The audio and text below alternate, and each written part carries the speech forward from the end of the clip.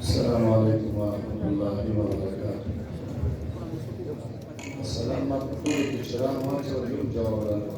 وعلیکم السلام ورحمۃ دا استاد د خوشحالي پروګرام دی او د خوشحالي مقصد دا دی چې تاسو زه لږ مدینې کې وګرځم خو هم نه دي لکه خبره دا ده پخوا به خلک استادان شو مکې مدینې ته ورځي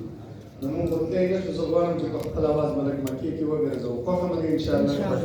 او انشاءالله زه ډېر مخکې ناست وم ستاسو جذبات ما لیدل خو غواړم چې تاسو مکې او مدینې کې وګرځو هغه نه وروسته چې ستاسو کوم مشر دی صدر صاحب عزیز الله خان صاحب هغه لپاره یو نظم دی هغه به بیا وایو انشاءالله وروسته درود شریف محمد صلی الله علیه وسلم چې کومه جمله در باندې خلک یې ثواب په نیت باندې ماشاءالله ټول مسلمانان سبحان الله اواز راکوي صحیح کوي انشاءالله عزیز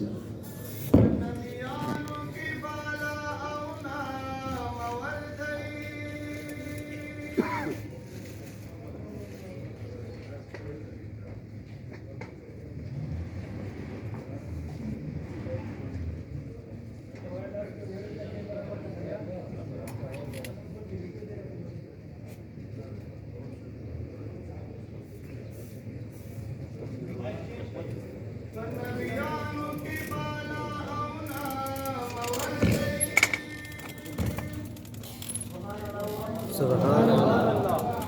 ثاني نظری زمادا سے دلبر دے دملا پا ازان کل سبا کیگی یا چی زلف مخنل ریفی سہر دے دا حضور دا پاک من لخاطرہ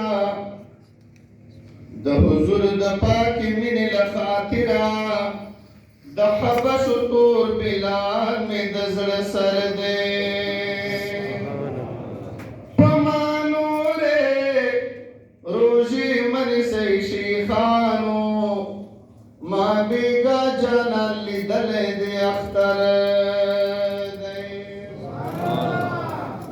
سبحان اللہ تاسو ما سره ټول مشران استادان محبت سے ہوئے سبحان اللہ سبحان اللہ صبح کو ہر تزم درې غنټې مې دلته خرابې شو خرابې نه دي ساده ګڼم ماشاءالله تاسو زموږ د بچو مستقبل یې نو بهرحال محبت سے سبحان الله وایي ځکه تاسو استادان د ماشومان باندې بار بار وایي سبحانک اللهم نن ما ته هم وایي سبحان الله سبحان الله ډېر په ارمان راغلی یم رسول الله تا ور پرېمې کوې لگ د جنگلی خواتا ور پریمی دے لگ د جنگلی خواتا ور پریمی دے پمینا مینا چی ور اگرم اشنا تا ور پریمی دے لگ د جنگلی خواتا ور پریمی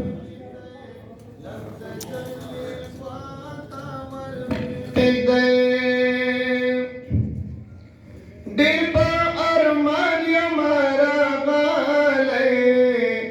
واللہ چی ڈریم کاری دالے سبحان اللہ واللہ چی ڈریم کاری دالے یم شرمندہ ولریم غالے یم شرمندہ ولریم غالے زکروان یم دخل کو پسی شادا ور پریمی دے لگ د جنگلی خواتا ور پریمی دے لگ د جنگلی